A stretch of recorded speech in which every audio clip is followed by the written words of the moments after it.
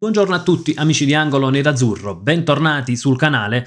Le ultime in casa Inter con un problema legato a Denzel Dumfries con la probabile operazione. Oggi ci sarà la decisione finale, ma insomma si va sempre più verso l'intervento chirurgico che naturalmente terrebbe Dumfries lontano dai campi ancora per un bel po'. E sempre legato a Dumfries c'è un discorso clausola in estate. Ecco, i 25 milioni della clausola naturalmente non fanno dormire sonni tranquilli ai dirigenti nerazzurri. E così l'Inter sta provando a muoversi sul mercato, ci sono delle operazioni possibili a gennaio, si guarda anche in ottica giugno con dei nomi decisamente interessanti per la fascia destra. A gennaio invece potrebbe muoversi qualcosa per la difesa. Andiamo con ordine, naturalmente prima di iniziare il contenuto di oggi vi ricordo come al solito un bel like al video e l'iscrizione al canale, sono davvero operazioni, come ricordo spesso, semplicissime, però che danno un grosso contributo. Iniziamo dalla situazione Dumfries, l'ultima volta che è sceso in campo era in Inter-Lazio, è uscito nel corso del secondo tempo, sembrava una semplice distorsione alla caviglia, in realtà da allora non ha più messo piede in campo. Era partito anche con l'Olanda, dopo qualche allenamento è tornato a Milano, provava a puntare il derby, in realtà è uno stop che si sta prolungando perché Dumfries continua ad accusare dolore alla caviglia e ogni qualvolta ha provato a forzare in allenamento è stato costretto a fermarsi e quindi oggi ci sarà la decisione finale. È molto probabile che si opterà per l'operazione chirurgica e naturalmente questo già apre un problema in casa Inter perché c'è il problema legato appunto alla fascia destra. Chi ha utilizzato Carlos Augusto, Diouf, Luis Enrique? Quest'ultimo sembra ormai essersi preso lo spazio che reclamava, però insomma nessuno dei tre convince pienamente. Carlos Augusto perché viene molto adattato a destra, Diouf anche lui è un adattato, ha fatto bene contro il Venezia, ma insomma l'avversario era comunque di caratura tecnica limitata.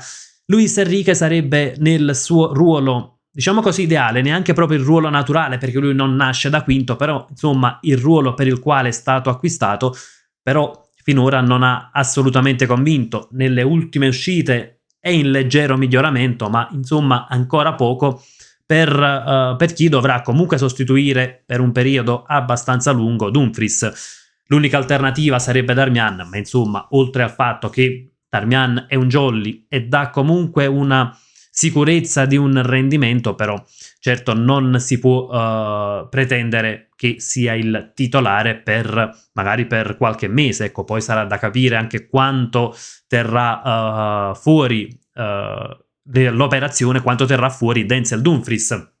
E quindi è un Inter che inizia già a guardare al mercato di gennaio. In realtà i nomi sul taccuino dei dirigenti nerazzurri sono principalmente due, Palestra e Norton Caffey, oltre però a delle cifre alte, soprattutto per quanto riguarda Palestra. Ecco, la richiesta è intorno ai 40 milioni, c'è un interesse dalla Premier che quindi potrebbe portare a vivere una situazione simile a quella di Leoni.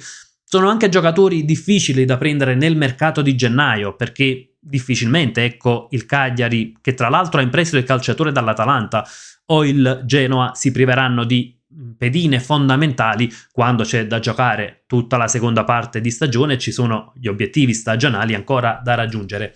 E quindi l'Inter a gennaio potrebbe anche optare per un prestito che possa colmare il buco lasciato dall'eventuale operazione di Dumfries, però ecco, non andrebbe a togliere troppo spazio a chi magari è in questo momento è di proprietà dell'Inter, quindi vari Luis Enrique, eventualmente anche Diouf, perché certo fare un'operazione importante in quel ruolo significherebbe poi andare a limitare lo spazio per Luis Enrique, limitare ulteriormente quello per Diouf.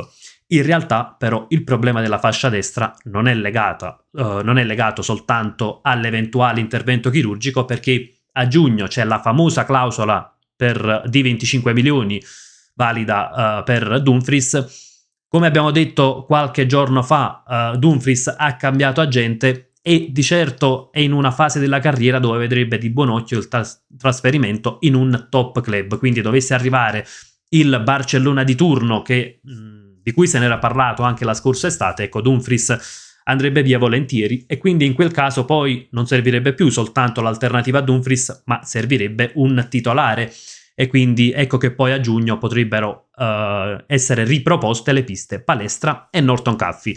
In realtà in quel ruolo l'Inter sta cercando anche Morris Valincic, è una voce dell'ultima ora, è un calciatore della Dinamo Zagabria, andiamo anche a vedere che tipo di calciatore è. Innanzitutto, come vediamo dalla scheda di Transfermarkt, classe 2002, quindi 23 anni, terzino destro, nazionale Under 21, quindi ha fatto 8 presenze con la Croazia Under 21, ovviamente nazionale croato, 11 partite stagionali in campionato con un assist, 3 presenze in Europa League, anche qui troviamo un assist, 0 invece nella Coppa di Croazia. Valutazione attuale 2 milioni, ruolo naturale terzino destro, quindi solitamente ecco, viene schierato ad esterno della difesa a 4 e scadenza 2029. È un calciatore decisamente più futuribile, quindi non è il calciatore già pronto, ecco, quello per sostituire Dumfries, sarebbe eventualmente qualcuno da affiancare a Dumfries o, se dovesse davvero partire l'olandese, da affiancare al titolare. È un esterno che punta molto sul fisico, sulla rapidità, quindi insomma anche qui troviamo delle caratteristiche simili a quelle di Dumfries. Potrebbe essere un affare da impostare già a gennaio, ma con ogni probabilità poi diciamo che l'Inter potrebbe portarlo a Milano, ecco, la prossima estate, un po' sulla falsa riga di quanto fatto con Sucic, affare preparato prima, poi in estate ecco, è arrivato all'Inter. Sicuramente, come detto, però non sarebbe per essere immediatamente il titolare. A gennaio però potrebbe muoversi anche qualcos'altro per quanto riguarda il ruolo del difensore centrale. Il nome corrisponde a Konaté del Liverpool. Perché i Reds potrebbero privarsi del calciatore? Perché Konaté va in scadenza e quindi si vocifera che il Liverpool potrebbe chiedere una cifra intorno ai 15 milioni per non perdere il calciatore a zero, soldi che poi sarebbero reinvestiti per Mark Gay del Crystal Palace, quindi insomma con Liverpool che potrebbe fare un'operazione importante in entrata e lasciar partire Konaté pur di evitare ecco, di perderlo poi a giugno a costo zero. Arriviamo anche ad un'altra situazione ed è un calciatore sul quale l'Inter ha la recompra, Aleksandar Stankovic. Ecco, secondo me è un calciatore sul quale a giugno hanno fatte determinate valutazioni.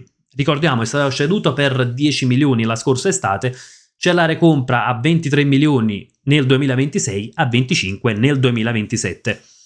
L'ultima partita di Aleksandar Stankovic ci fa capire che siamo di fronte ad un grandissimo calciatore. Questa è la scheda di Transfermarkt. Oltre al gol e l'assist che realizza Aleksandar Stankovic, ecco, vediamo XG 0,53, un assist come detto, grandi occasioni create 1, 3 passaggi chiave, tanti passaggi precisi anche nella metà campo avversaria dove troviamo addirittura il 90% dei passaggi precisi, 5 tiri totali, 89 tocchi, quindi anche un buon numero di tocchi, contrasti vinti 1 su 2, 4 intercetti, 4 chiusure difensive, 3 duelli a terra vinti su 4, 2 duelli aerei vinti su 2.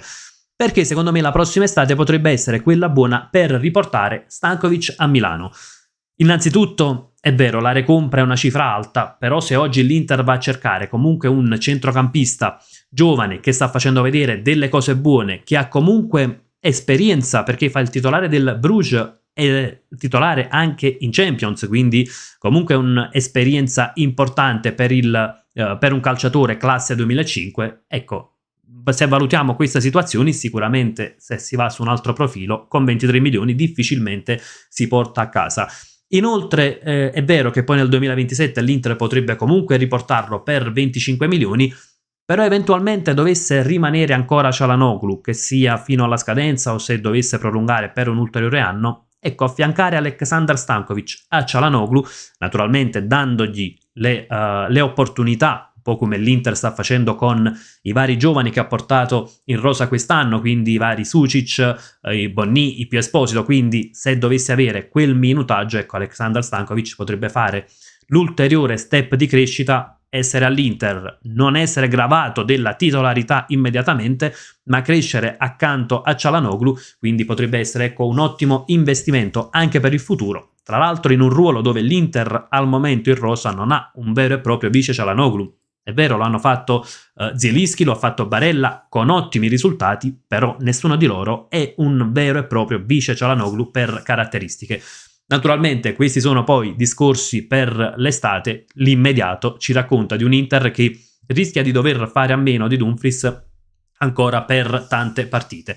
Ragazzi, fatemi sapere la vostra anche su le situazioni, ecco, immediate, quindi per il mercato di gennaio, quelle per giugno, i vari nomi di Palestra, Norton Caffey, questo nome nuovo accostato Valicic ed eventualmente anche su Konaté e sulla possibilità di riportare a Milano Stankovic la prossima estate, cosa che io farei assolutamente. Insomma, come al solito, sfruttiamo la sezione commenti per confrontarci e come sempre, invece, io vi lascio con un gran bel Forza Inter!